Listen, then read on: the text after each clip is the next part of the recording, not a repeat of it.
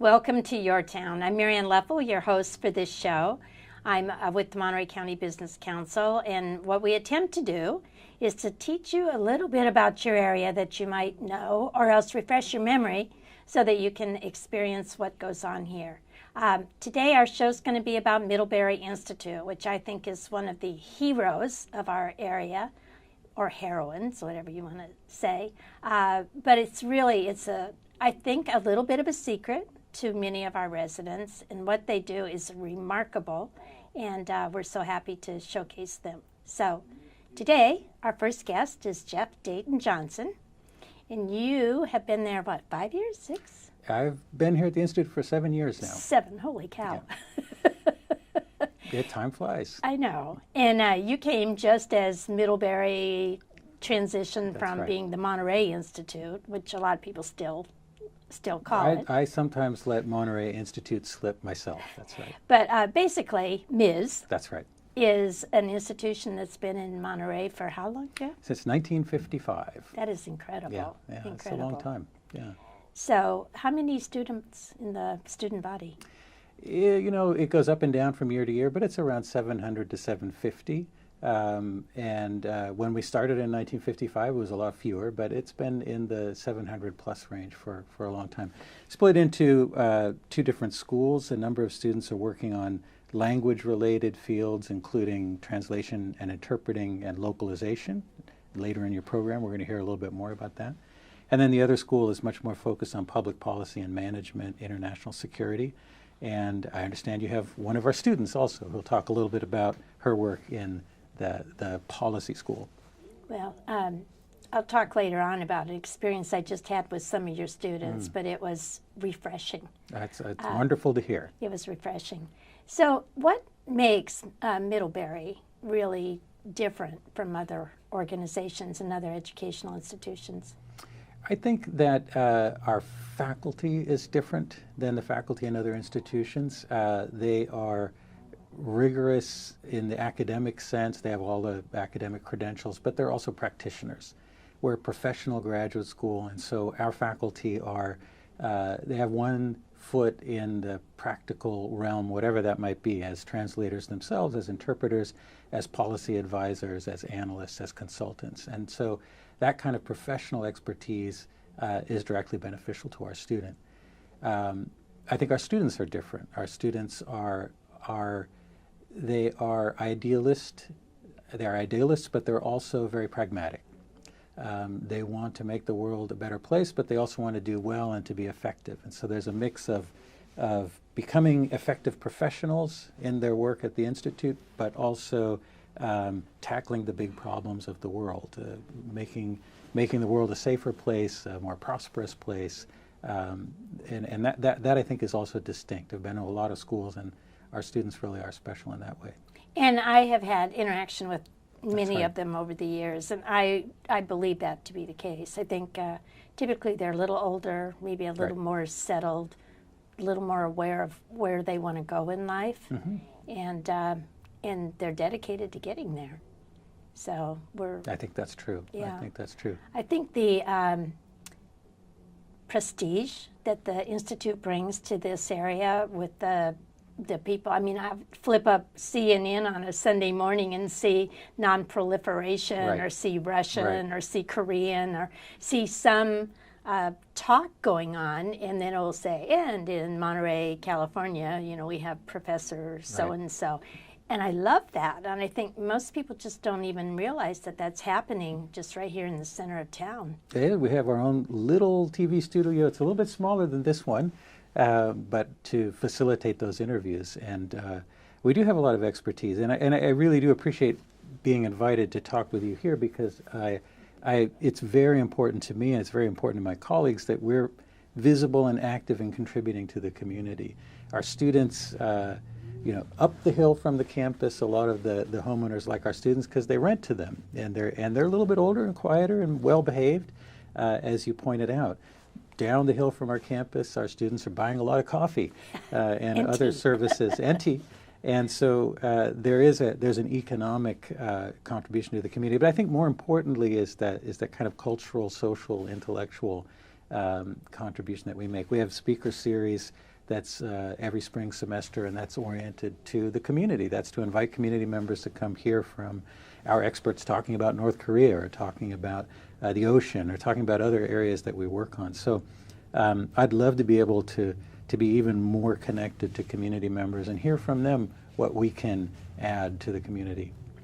Well, Hal and I have attended, I think, That's every right. lecture That's except right. one in the one speaker series. And the quality and quantity of information that you get in a 1 hour time frame is, I mean, it's crazy. And some of it's way over my head. I have to say that the gentleman with the little hole that won the Nobel Prize. Right. I loved him, but I don't think I understood 10% of what he said, because I don't have that kind of brain. He did a good job, but so we do, for the viewers, we have on our faculty a member of the Nobel Prize winning team that won the Nobel Prize in Physics a couple years ago. And so he gave a lecture on the research that they did.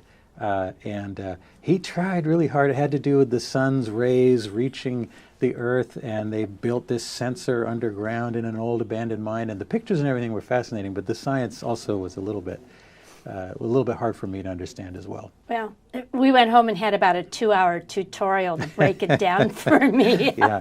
But we all have what we're good at and maybe what we're not. But I'm Right. fascinated by Right. all of it, because I just think it's the whole piece that Middlebury brings. It's not just single focus with one topic. It's Right. Really pretty much across the board, and you Yeah. have assembled a remarkable faculty. I agree, and there are sometimes a surprising number of disciplines represented on the campus, and professional pursuits.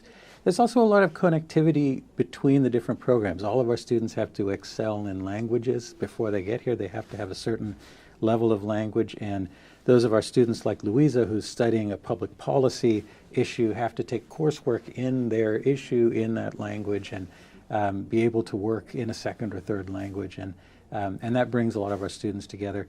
So I think it's a remarkably rich, relatively intimate campus, and as I said before, I love it when members of the community can come experience a little bit of that rich dialogue that's going on all the time.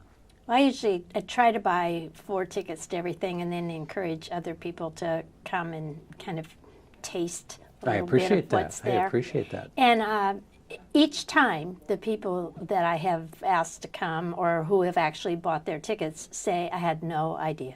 Had no idea the school was there, or, oh yeah, I knew it was there, I just didn't know what they did. Yeah. So, it's, you can kind of slap people around and tell them what they need to know, but until you can drag them in the door and let them really see for themselves. Well, there is, I've had people tell me we're a well-kept secret, and it always, it makes me kind of cringe. I don't want to be a secret, but there is an irony that our faculty and our students go to China, and so we're from the Middlebury Institute, and we're well known because we're the best interpreting school, and all of these different agencies and publishers and parts of the government in China work with us, and our name is well known there. Or in Washington, D.C., when we're talking about international security, people know what the Middlebury Institute is. But down at Trader Joe's, when I'm talking to people in line, I have to tell them, and they get very excited. And so I'd love for us not to be a secret here in our backyard. Well, we're working hard on that. I appreciate that. I really do. I really do. What makes the uniqueness of Middlebury? Is it the faculty? Is it what you're teaching? I think the faculty. I think it's the students more than anything. Okay. I think it's the unique perspective that we've consistently been able to recruit really excellent students who are committed to improving the world, as I said before, while doing well themselves, and so they're driven by a mixture of professional goals and idealism that I think it affects everything we do. It affects the nature of faculty relationships. It affects the atmosphere when we're working with the staff and the administration.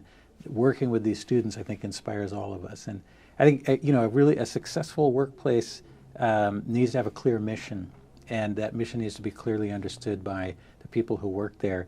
And that's one of the things that makes a difference for us. It's for those of us who work there and are there every day. That's definitely what makes a difference. And it's something that you see when I go out and travel and meet with our alumni, no matter where they are in the world. They've carried some of that spirit to where they're working, and many of them are working at for-profit. Some are working as self-employed consultants. Some are working in enormous bureaucracies in the United Nations. But whatever the setting, I think that they bring some of that spirit with them. You know, Middlebury obviously has been a partner with the Business Council, and the Business Council filed the trademark language capital of the world. That's right. That's right. And but it's interesting because Middlebury, if I understand correctly, did start because the DLI. There was a connection. Is that true? That's right. The founder of the institute was a French instructor from DLI named Gaspard Weiss, and he wanted to start a school that put language at the center of the curriculum, like DLI, but was a civilian institution and was focused on a broader range of topics than just language instruction. So it really did grow out of DLI. And we all owe him. I certainly do, and we have a little plaque commemorating him in my office. The connection to this day between DLI and the Institute, between the Naval Postgraduate School and the Institute, between CSUMB and the Institute, MPC, there's a whole network of higher education institutions that the Business Council has been instrumental in keeping knit together, that each of us is a part of a larger system that contributes to this community. And language is a common theme, and we just had, as you know, the language capital of the world cultural festival last weekend, and it was great to see so many people turn out. I mean, there was food and dancing. I mean, there was a lot of good reasons to turn out. It was a beautiful day, but to see them turn out to celebrate linguistic diversity, this is really something we believe in here. Yeah, I wandered down there just briefly because I had something else I was doing, but I mean, there were several thousand people. Yeah, it was really, and it was really great. It was like really the way it's and supposed to be. And we organize it with the businesses, with the other higher ed institutions. It's really a partnership. It's fabulous. Yeah. Now, Middlebury was really the leader in the blue economy, taking that term and expanding it and giving it some validity. Yeah. And I really give high marks for that because now increasingly the whole world is looking at the oceans and what they can provide to all of us. That's right. We have a center on our campus called the Center for the Blue Economy, and it's been around for a few years now. And it's really an important place to support our students who are working on environmental issues. And what distinguishes the blue economy from other types of oceans research that is done in the neighborhood, I mean, there's a lot of really world-class institutions in the Monterey Bay area that work on the ocean, is that we're looking at the economic and policy dimensions of what's it going to take to adapt to climate change for those of us who live on the coast. What is the contribution of a healthy ocean habitat economy to the larger national economy? And that's what a lot of our students are working on. It's huge. So let's. I don't want to not talk about really the economic impact that Middlebury makes on this whole region, because I think it's huge, both in notoriety and in just pure dollars and cents. So when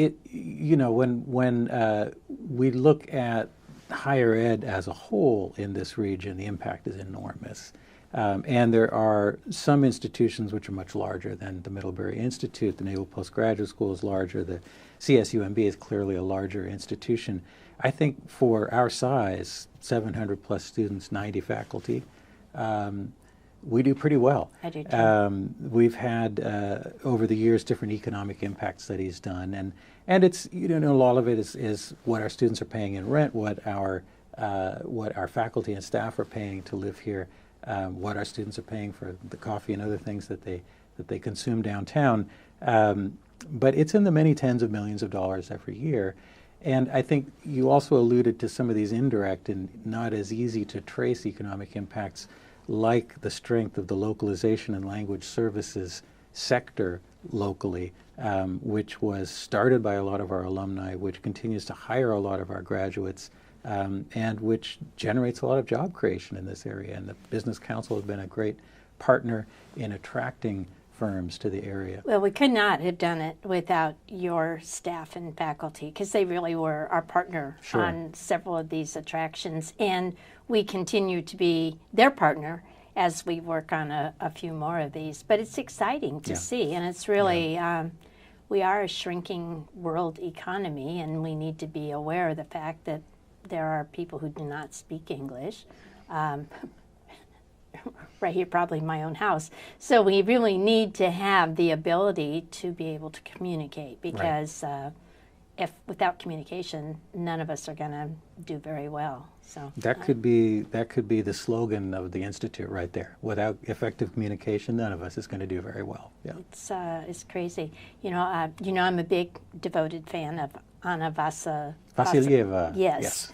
And her talk on just understanding Russians and Russians understanding U.S. citizens, not government, but just citizens and citizens, was so fascinating to me. I think I heard that 2 years ago, and I'm still quoting her. So Anna is a faculty colleague who teaches Russian language, but also teaches about Russian society and politics and Russia-U.S. relations. And it's a great example of a very important relationship, and one that's complicated. Yes, and it's about communication and understanding. Exactly.